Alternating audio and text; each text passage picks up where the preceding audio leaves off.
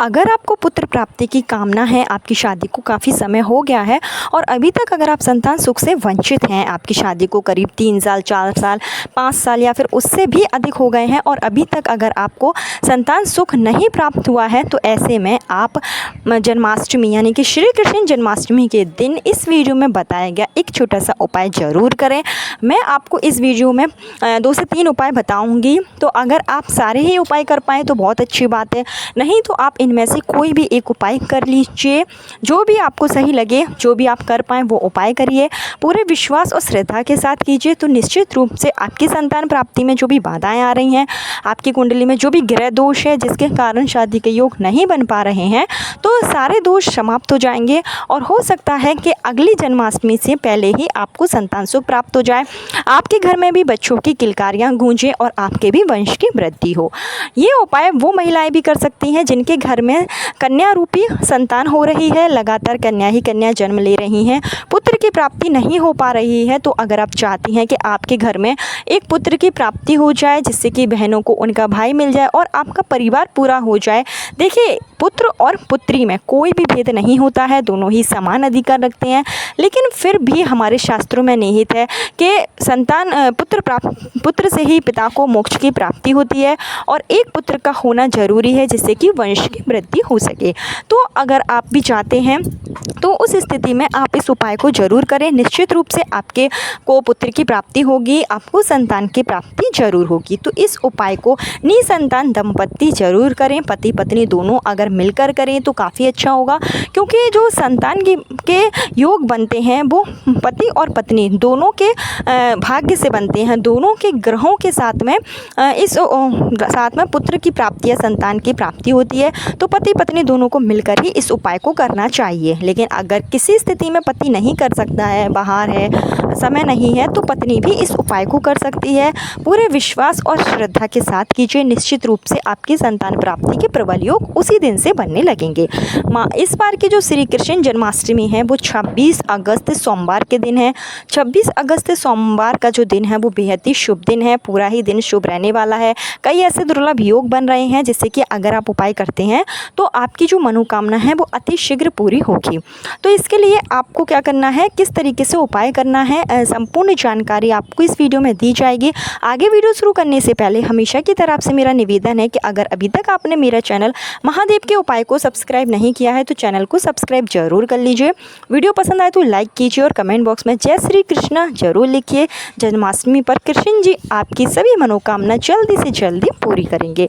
तो आपको 26 अगस्त सोमवार के दिन, जन्माष्टमी के दिन सुबह जल्दी उठना है, स्नान आदि करके साफ सुथरे वस्त्र पहनिए। इस दिन अगर आप पीले कलर के वस्त्र पहनते हैं तो ये आपके लिए बहुत ही अच्छा माना जाता है। इसके बाद आपको मैं जो उपाय बता रही हूँ, तो सबसे पहला उपाय आपको यह करना है कि इस दिन आपको 108 दीपक जलाने हैं। अगर आप 108 दीपक बना पाएँ गेहूं के आटे में कुछ भी मत मिलाइए, सिर्फ आटा सानिए और छोटे छोटे 108 दीपक बनाकर आप किसी भी कृष्ण जी के मंदिर में जाएं और ये 108 दीपक आप वहां प्रज्वलित करें। श्री कृष्ण का मंदिर नहीं है जैसे आपके घर के आसपास, तो आप विष्णु भगवान के मंदिर में भी जा सकते हैं, राम जी के मंदिर में जाकर भी आप इस उपाय को कर सकते हैं। 108 दीपक जलाएं और उसमें आप लंबी बाती का प्रयोग करें और श्री कृष्ण से आप प्रार्थना करें पुत्र प्राप्ति के लिए, संतान प्राप्ति के लिए। पूरे सच्चे मन से आप दीप प्रज्वलित करते हुए भगवान से प्रार्थना करें।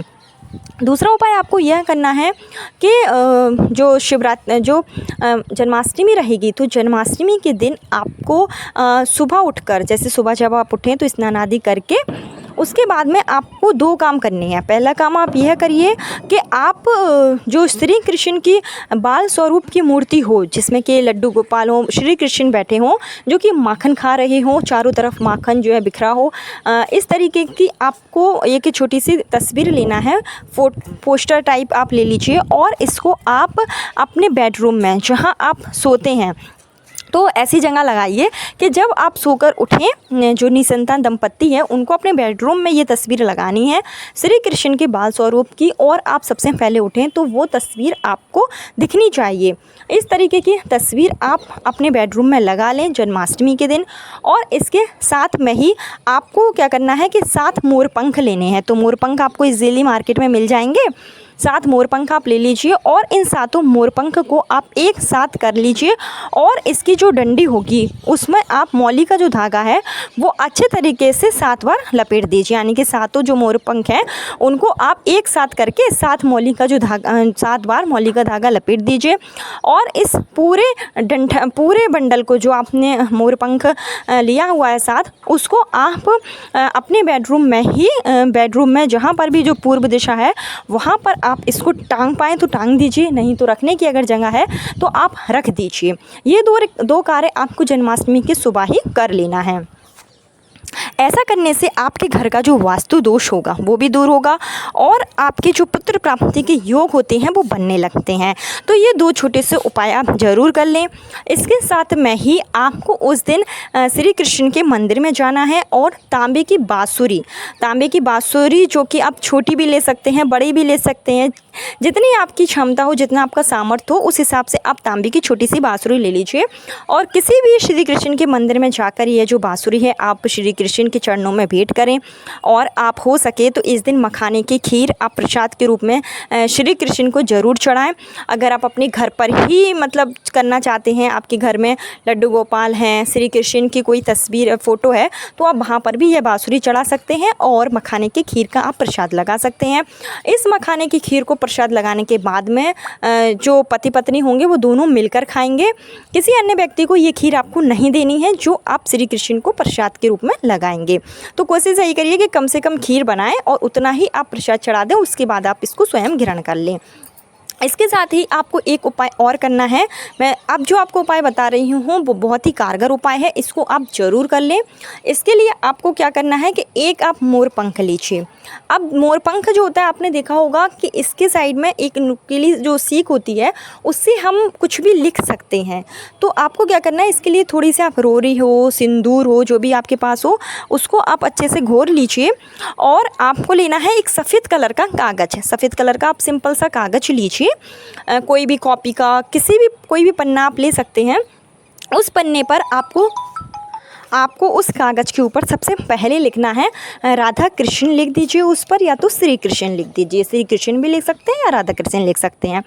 उसके बाद में आपकी जो मनोकामना है, संतान प्राप्ति की है तो आप संतान प्राप्ति लिख दीजिए। पुत्र प्राप्ति की है, आप चाहते हैं कि पुत्र ही प्राप्त हो तो आप पुत्र प्राप्ति लिख दीजिए। या फिर जो भी आपकी मनोकामना हो, आप चाहते हैं कि सिर्फ आपके घर में संतान हो जाए, ईश्वर की जो भी कृपा हो वो आपको प्राप्त हो जाए, तो आप कुछ भी लिख सकते हैं। जैसी आपकी मनोकामना है वो आप उस पेज पर लिख दीजिए।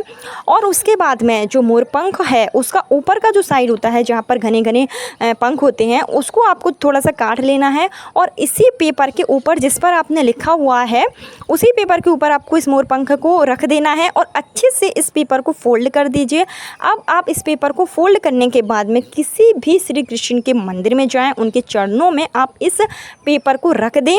अगर आप अपने घर में ही रखना चाहते हैं तो आप अपने घर के पूजा स्थल में भी लड्डू गोपाल के पास में इसको रख सकते हैं। इसको आप जब तक रखिए जब तक कि आपकी जो मनोकामना है वो पूरी नहीं हो जाती है। जब आपकी मनोकामना पूरी हो जाए, आप गर्भ धारण कर लें, तो उसके बाद में गर्भ धारण के 3 महीने तक आपको ये अपने पास ही रखना है। उसके बाद में आप इसको किसी भी बहते हुए जल में प्रवाहित कर दीजिए। अगर बहते हुए जल में नहीं कर पा रहे हैं तो पीपल का पेड़ होगा कहीं भी आसपास, तो पीपल के पेड़ के नीचे भी आप इस कागज़ को रख सकते हैं। ये छोटे छोटे उपाय थे जिसको अगर आप श्री कृष्ण जन्माष्टमी के दिन कर लेते हैं तो निश्चित रूप से आपकी जो संतान प्राप्ति में बाधाएं आ रही होती हैं, अगर आपके ऊपर नज़र दोष है या फिर किसी ने आपका कोख बंधन कर रखा है, किसी भी तरीके का ग्रह दोष है, तो सारे दोष समाप्त हो जाएंगे और अतिशीघ्र आपके विवाह के योग जो हैं वो बनने लगेंगे। एक मैं आपको और उपाय बता रही हूँ। अगर आप पर किसी ने कुछ करा धरा होगा या आपके ऊपर किसी ने कुछ बंधन कर रखा होगा तो उसके लिए आप एक छोटा सा उपाय और कर सकते हैं। आपको मोर पंख लेना है और मोर पंख को अपने सर के ऊपर से 7 बार एंटी क्लॉकवाइज डायरेक्शन में घुमाइए और एंटी क्लॉकवाइज डायरेक्शन में घुमाने के बाद इस मोर पंख को आप किसी भी बहते हुए जल में प्रवाहित कर दीजिए, नहीं तो आप पीपल के पेड़ के पास जाकर कर सकते हैं। तो ये छोटे छोटे सरल से उपाय थे, इनको आप अवश्य कीजिए। इन उपाय में से कोई भी आप 1-2 उपाय कर लीजिए, आपकी संतान प्राप्ति के प्रबल योग बनेंगे। कल फिर मिलती हूँ नए वीडियो नए उपाय के साथ। जब तक के लिए राधे राधे।